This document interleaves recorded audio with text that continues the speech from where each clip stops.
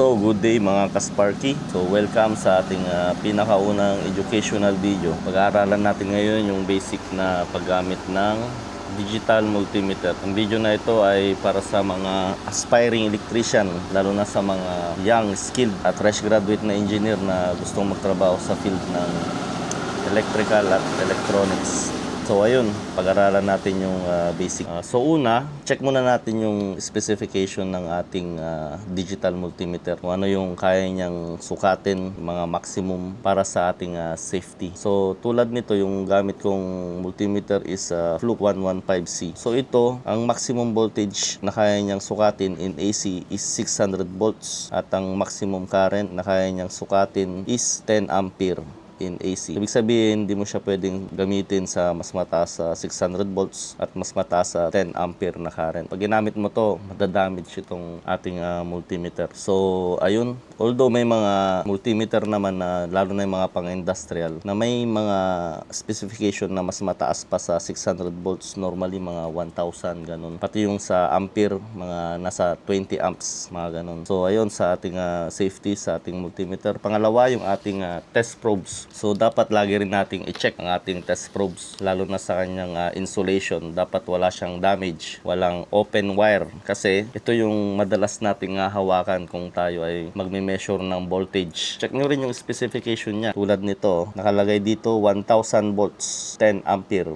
So, ayun guys. So, una, may mga symbol dito kung paano mo siya gamitin. Tulad nito, itong volts AC, volts DC, millivolts. Ibig sabihin, mga maliliit lang na voltahe, 0.00 something, resistance, continuity, at ito yung sa diode, yung sa amperahe AC, at ito yung amperahe sa DC. So una, paano ba gamitin ng volts AC? Pag sinabing AC, ibig sabihin alternate current. Sinabing alternating current, meron siyang frequency. So normally sa mga bahay, sa mga out dito sa Pilipinas, ang gamit natin is 220 volts AC at ang frequency is 60 Hz. So paano ba gamitin to? So subukan natin.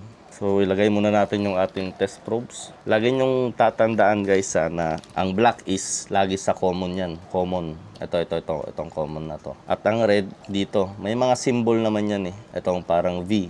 Itong parang sapatos ng kabayo na yan ang ohms. So, itong pula dito natin ilalagay. So, yan. So, lagi natin testingin muna natin ang ating multimeter. Ang tamang pag-testing nito sa ating probe is ilagay mo siya sa resistance. And then, short mo lang siya, ganyan no. So dapat near zero ang reading niya. So ayan, diyan mo malalaman kung okay yung iyong test probe. Kung mas mataas pa diyan, kung OL o open line, ibig sabihin may putol sa yung test probe. So ayun, so una nating pag-aralan itong voltage alternating current. So meron ako ditong simpleng circuit, isang ilaw na may saksakan. So susukatin natin ngayon yung kanyang voltahe. So, ilalagay ko lang yung kanyang selector switch sa voltage AC. Pag AC, yan yung symbol niya guys. So, ayan. Yung parang alon, yan ang symbol ng AC. Ibig sabihin, alternating current. So, isasaksak ko na yung ating simpleng circuit na ilaw at susukatan natin ng voltahe. So, ilagay mo lang siya sa volt AC and then sukatin natin. So, ayun guys, umilaw. Ibig sabihin, meron siyang voltage. So, ito guys, kung nagsusukat tayo ng voltahe, dapat parallel siya. So, mamaya papakita ko ng picture kung ano ba yung tinatawag na parallel connection. So, ilalagay ko guys ha. So, mag-ingat tayo kasi live to live. So, ayun guys, sukat natin. Ayan o, 228 volts AC. So, ayan. So, ibig sabihin, meron siyang voltahe. Ganyan lang gumamit guys ng multimeter na ang selector ay nasa voltage AC kung gusto mo magsukat ng volts in AC. So, next naman is yung ito. Tanggalin muna natin to. Next naman is itong symbol na to. Ito, ang ibig sabihin nito is volts DC.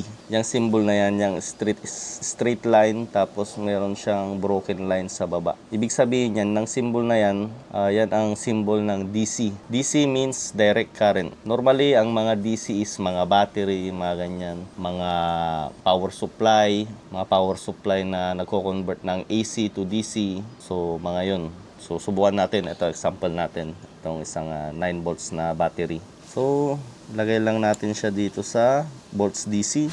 And then, lagi nyong tatandaan guys pag DC, ang iyong sinusukat, dapat positive, negative. May positive, negative yan. Dapat ang probe mo, ang test probe mo, dapat ang positive sa positive, ang negative sa negative. So, ayun. Hindi ka malilito dyan kasi may kulay naman. Ito, itong kulay na to, itong red tsaka black, standard to. Standard color. Pag red, positive. Pag black, negative. So, ayun, subukan natin. Lagay muna natin siya sa volts DC. So, ayan. So, positive. Ito yung positive. Ayan. Positive yan. Ito yung negative. Ayan. Negative. So, ilalagay lang natin siya. Paparallel lang natin, guys. So, ayan, ayan. Kung nakikita nyo. Negative, positive. So, ayun, guys. Kasparky, meron tayo nasukat. 9.5 volts DC. DC means direct current. Lagi nyong tatandaan yan. So, itong isa naman, itong milli-MB, ibig sabihin yan is millivolt. Millivolt means less than 1, mga 0.001, 0.002, mga ganun, mga mabababang voltahe na yan. Pwedeng AC, pwedeng DC, mga ganun. So, ngayon wala tayong pagsampalan ng millivolt AC. Pero sa DC, meron ito, gamitin natin to. Gamitin natin tong ating signal generator. Nakakapag-produce to ng millivolt signal Subukan na natin. So, ayan guys. Lagay lang natin siya sa out. Millivolts. Out. May selector itong multimeter na. Itong yellow na to. Kung nakikita mo. Yellow. Yung yellow na yan yung DC. Pero pagka normal lang na nilagay mo dyan, yung selector, automatic AC muna yung ilalabas niya. Hindi ka malilito dyan kasi makikita mo naman sa screen. Ayan may AC, may DC. Kung pinindot ko tong function, ayun, millivolt DC. So, subukan natin yung millivolt DC. Millivolt DC. So ito, kaya niya mag-produce ng negative 10 to 110 millivolts.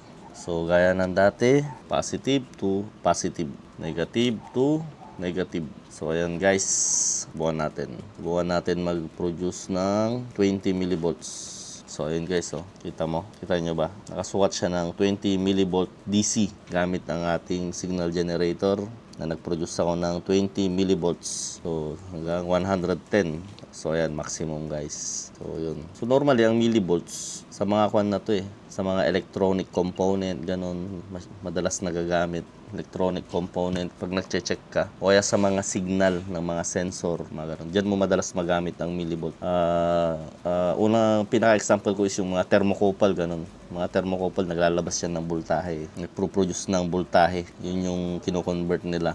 Yung voltahe niya para maging temperature reading. So okay na yung millivolts natin. Mamaya dadaanan natin itong hertz. Itong symbol na to. Itong hertz, tsaka itong mga yellow hertz, DC symbol, capacitor symbol, ayan tsaka itong amperage hertz. So ayan. So ayun, tapos na tayo sa millivolts. So next naman, dito tayo sa resistance. Paano ba gamitin ang resistance? So ayan, may ikwan ako dito. Meron akong set ng resistor. Susukatan natin. Ito guys, Ito. So susukat tayo ng iba-ibang klase ng resistance. So, pag nagsusukat tayo ng resistance, pag sinabing resistance, so ibig sabihin, resistor. So, ito, resistor. Sukatan natin siya. Although, may mga color coding naman to. Isa kasi mahirap i-memorize yung color coding. Kaya, meron naman tayong multimeter. Kaya, sukatan na lang natin siya. So, for example, ito. Pag nagsusukat kayo ng resistance, lagi nyong tatandaan, huwag nyong hawakan yung dulo ng probe. Huwag nyong hawakan yung dalawang dulo. Pwede nyong hawakan isa lang. Normally, common yan. Laging hinahawakan. And then yung isa, dikit nyo lang sa dulo. Ito. Yan guys, kita nyo. So, may reading tayo na 10 ohms. So, ito 10 ohms to. Ayan, nakikita nyo ba? 10 ohms. Next, ayan na natin yung balik yan. Itong isa. So, hawakan natin yung common sa isang paa ng resistor. Yung isa, huwag na natin hawakan para mas accurate yung reading. So, ito is around 1 mega ohm. 0.989 mega ohm. So, yun yung M guys. Nakita nyo yung M sa tester. Yung M. Ayan M. Pag ibig sabihin ng M, mega ohms yan. Ibig sabihin, 1 million ohms. So, ito is 1 million ohms. So, ayan. So, madalas ginagamit ang resistance sa, yun nga, pangsukat ng resistor, pangsukat ng resistance ng motor. Yung mga winding yan, may mga resistance yan sa mga motor. So, ayun, sa mga electric fan, ganyan. Basta may mga motor, pwede mong sukatan yan ng resistance kung okay pa ba o hindi yung motor. Pero normally sa electronic, pangsukat talaga siya ng resistance. Hindi mo rin siyang gamitin kung i-apply mo yung ohms law sa troubleshooting, pwede mo rin siyang gamitin ang resistance, lalo na kung sa mga switch, kung gumagana ba o hindi. So normally, chine-check natin yan kung open ba or close yung isang switch. Pwede mo rin gamitin ng resistance. Gaya nito, kung i-short ko siya, so ayun, 0. Ibig sabihin, may flow ng current. Close siya, closed circuit. Pag ganyan naman, OL, ibig sabihin, open line. So ayun. So next naman is binabaon ko to sa trabaho itong mga resistor na to. Minsan kasi, alam mo naman yung sa troubleshooting, pag walang spare ganun, nagawa natin ng magic habang nag-aantay ng spare part. So ayun mga ka-Sparky, tapos na rin tayo sa resistance. Ngayon next naman tayo sa continuity. Itong signal na to. Itong signal na to, ibig sabihin continuity. Ano ba ang continuity? Continuity, ibig sabihin close yung circuit mo or short circuit, parang ito. Tingnan mo.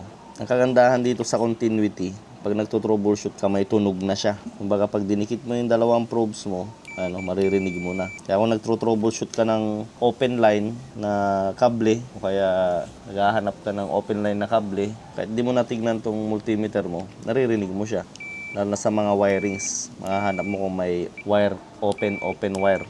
So example ito, paano natin malalaman kung itong wire na to is buo or close siya mula dito hanggang doon. So lagay lang natin isang probe sa dulo, tsaka sa isang dulo, ayan tumunog siya, di ba? So ibig sabihin, buo ito. Itong wire na to, open, close siya, hindi siya sira, walang open, walang cut. So ayun, ginagamit yan sa pang troubleshooting. Lalo na kung naghahanap tayo ng open connection o kaya sirang kable, yan madalas ko ginagamit. So ayun guys. So next naman, dito naman tayo sa diode. So normally lahat na ng multimeter ngayon meron na siyang diode function. Pwede ka na rin mag-check ng diode gamit ang iyong multimeter. Pwede ring diode. Yung isa, mamaya dadaanan natin yan. Itong symbol na to. Sa capacitor naman yan. Sa capacitor. Ito, sa diode to.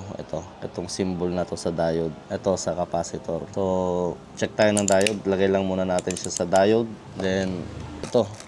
May mga iba-iba tayong klase ng diode. So, ano ba ang diode? So, ang diode, ang basic niyan, kinokontrol niya ang flow ng current in one direction only. Para siyang one way lang itong mga diode. Yan. Ito, makikita niyo yan. So, simpleng ang diode, meron niyang anode tsaka cathode. Paano malalaman kung nasaan ang anode? Ang anode, itong side na black lang.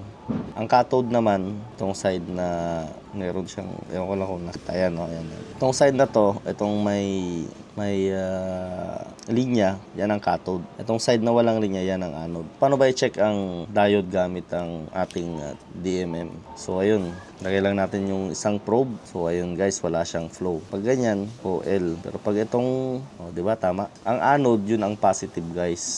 Ang cathode, yun ang negative. So, kung magme-measure ka gamit ang iyong multimeter, so dapat ang anode mo, positive. Lalagay mo siya sa anode. Ang cathode mo, black. Lalagay mo siya sa negative. So, ayun guys, may reading siya. Ibig sabihin, dumadaloy ang current. So, pag binaliktad mo naman, yung negative, nilagay mo sa anode, tapos yung positive, nilagay mo sa cathode, dapat wala siyang flow. Diode nga eh. Pag diode, kinokontrol niya yung flow ng current in one direction only. So, ayan, open line. So, ibig sabihin, open line, ibig sabihin, hindi dumaloy ang electrons, ang kuryente. So, ibig sabihin, okay ang ating diode. So, yun lang. Baliktarin mo lang, negative sa cathode, tapos positive sa anode, dapat may reading siya. So, ayun, may reading 0.215 volts DC. Ang pag binaliktad mo, pag yung positive nilagay mo sa cathode at yung negative nilagay mo sa anode, dapat hindi mag-flow ang electrons o hindi dapat mag-flow ang kuryente. Dapat open line siya. So, ayun. So, ibig sabihin, good ang ating diode. So, ayun guys, sa diode pa rin tayo. Paano mo naman malalaman kung sira na ang diode? So normally, sira na ang diode kung ang negative nilagay mo sa cathode at ang positive nilagay mo sa anode, may reading siya, di ba? Pag binaliktad mo, negative sa anode, tapos positive sa cathode at may reading siya, ibig sabihin shorted na ang iyong diode. Kailangan mo ng palitan. So yun. Pwede mo rin gamitin ang resistance ng diode. Normally sa mga analog multimeter, yan. Kaya bilib ako sa mga old school na electrician, technician kasi naisa sa puso talaga nila ang Ohm's law. So, itry naman natin mag-check ng diode gamit ang resistance. So, ganun lang din. Lagay mo ang negative sa cathode tapos positive sa anode. May reading siya, di ba? Pag binaliktad mo, dapat wala. Ayan o, open line, di ba? So, ibig sabihin, goods ang ating diode. Ganun lang yan. Anode to cathode, may flow ng current, kaya may reading siya. Ayun o. Tapos, negative sa anode, positive sa cathode, dapat walang reading. Kung may reading yan, ibig sabihin shorted na ang iyong diode. So, ayun. Tapos na tayo sa diode checking. So, dito naman tayo sa ampere. Paano ba magsukat ng amperahe gamit ang ating multimeter? Normally, dito sa ating multimeter, yung isang probe, kailangan mo siyang ilipat sa dedicated na ampere connection na yan. Itong A. Sabihin, susukat ka ng kuryente. At dapat, itong multimeter mo, nakakonect siya in series. Laging tatandaan. Kung voltage siyang sinusukat, so i-connect mo siya in parallel. Pagka current ang sinusukat, i-connect mo siya sa series connection. Mamaya maglalagay akong picture kung ano ba yung binabanggit kong series na yan. So yun, set up ko lang yung ating simpleng circuit. Itong ilaw, ito. Paano ba sumukat ng current gamit ang digital multimeter. So ayun mga spark, dito naman tayo sa pagsukat ng ampere or amperahe. So gagamitin natin to dito sa ating simpleng circuit na ilaw. So ang ginawa ko, kinat ko muna yung isang linya. Ayan o. So normally meron tayong live tsaka neutral. Ikakat ko muna yung live. Ito. And then dito ko itatap yung ating multimeter, yung probes ng ating multimeter. Dahil AC to, huwag nyo nang isipin kasi ang AC wala namang polarity yan. Kahit magbaliktaran yan, okay lang yan. Importante, nakakonect siya in series. So ayan, i-connect natin siya sa series. Palit lang tayo ng probes. Gamitin natin tong merong alligator clip para hindi tayo mahirap. So yung black is sa common, yung red is sa amperahe. Dahil magsusukat tayo ng amperahe, amperage. So ayan. So, ito na yung simpleng circuit natin na ilaw. Ito. Kinat ko yung isang linya niya. So, meron tayong live tsaka neutral. Yung live niya, pinutol ko muna. Diyan ko i-connect in series ang ating multimeter. Ingat lang tayo guys kasi sasaksak natin to. So, ayan. So, lalagyan ko siya ng power. Sasaksak natin. Yun, umilaw. Umilaw. So, yung multimeter natin ngayon ay nakakonect sa series. Ayan, may sukat siya. 0.06 amps. So normally 65 milliamps. Dito lang yung reading niya kasi LED yung ilaw natin eh. Hindi siya yung conventional na ilaw, yung incandescent kasi yun malakas pa sa kuryente. Ito LED kaya maliit lang yung reading niya yan. So laging tatandaan, kung mag-measure ka ng amperahe, connect mo siya sa series. And then yung isang probe, ilagay mo siya sa ampere. Ayan kung nakikita nyo guys. So ayun, ganun lang magsukat ng amperahe. Although may mga instrument naman na dedicated talaga siya na pang-amperahe. Gaya nitong binili ko. Ito dedicated to pang sukat talaga ng amperahe. So sa susunod na video, ituturo ko naman sa inyo paano gamitin to. So ayun guys. So next naman tayo is DC. Dito naman tayo sa DC amperage. Paano sumukat ng DC ampere. So ayan, so wala tayong wala tayong equipment na pwede nating pagsukatan ng DC ampere kaya gamitin na lang ulit natin yung ating signal generator. So lalagay ko ulit yan dyan, tsaka dyan, common. So ito, gagamitin ulit natin ng ating signal generator. Susunod magbibideo rin ako paano gamitin tong signal generator na to. So ayan, so magpo-produce tayo ng 4 to 20 milliamps. So yan. Normally, dapat talaga i-connect mo siya sa series. So since signal generator yung gamit natin, meron siya kasing feature na kung ide-directa mo na lang siya sa multimeter, DMM, kahit nga pagbaliktarin mo yan, mababasa pa rin ng multimeter yung kanyang ina-output na amperahe. Pero ito maliit lang, 4 to 20 milliamps lang. Normally ginagamit to sa mga sensor. So gamitin lang natin to para maipakita kung paano mag-reading ng amperage in DC. So ayan. So reset. So ang output natin is 4 to 20 milliamps. Naglagay ako ng 4. 4 milliamps, 0.004 DC amps. 4 milliamps, 4 milliamps. 5, 6, 7, 8 hanggang 20. So ayan.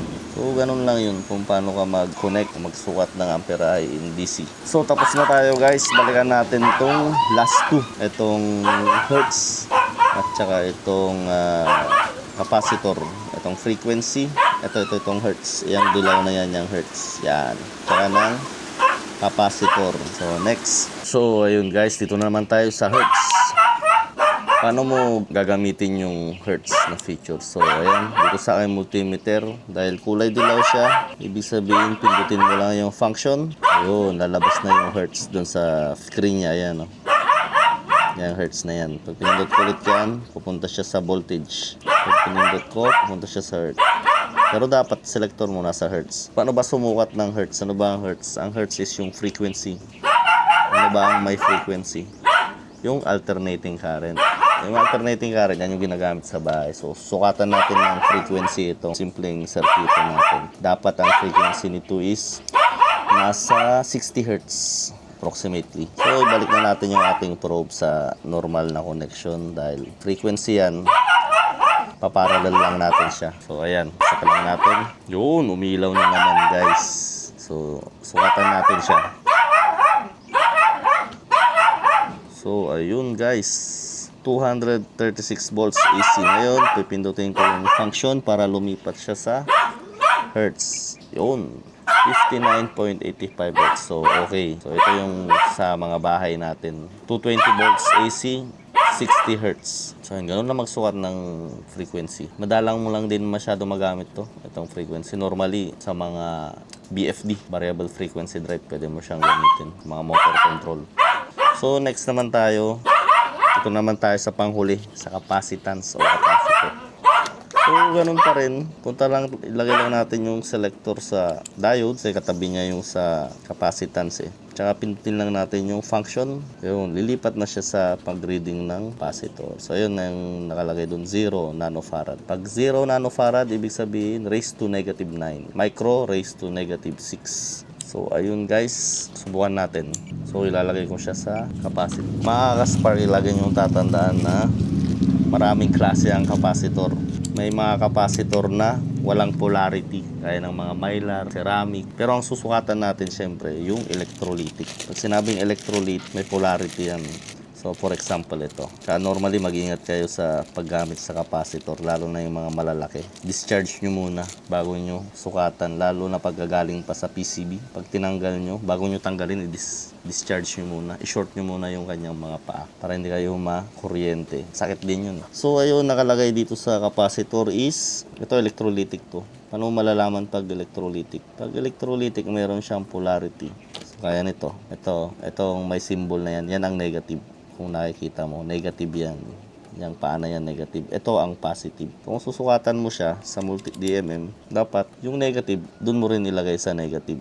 Ang positive, sa positive. Electrolytic kasi, ito yung mga common eh. Meron siyang polarity. So, susukatan natin. Ang nakalagay sa kanyang data is 100 microfarad. So, dapat 100 microfarad yan. So, ayun. Approximately 100 microfarad. Sa reading, 95 microfarad siya. So, okay lang yan. May tolerance naman to eh. Hindi ko lang alam kung ano yung tolerance niya. Pero normally, plus minus 10% yan sa kanyang actual reading. Kung 100 per 100 microfarad, plus minus 10% yung dapat ang reading niya. So, ayan, 95.6.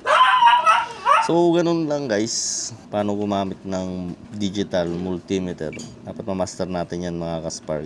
Lalo na ito yung ating pinaka-sandata sa field. So, ayun guys.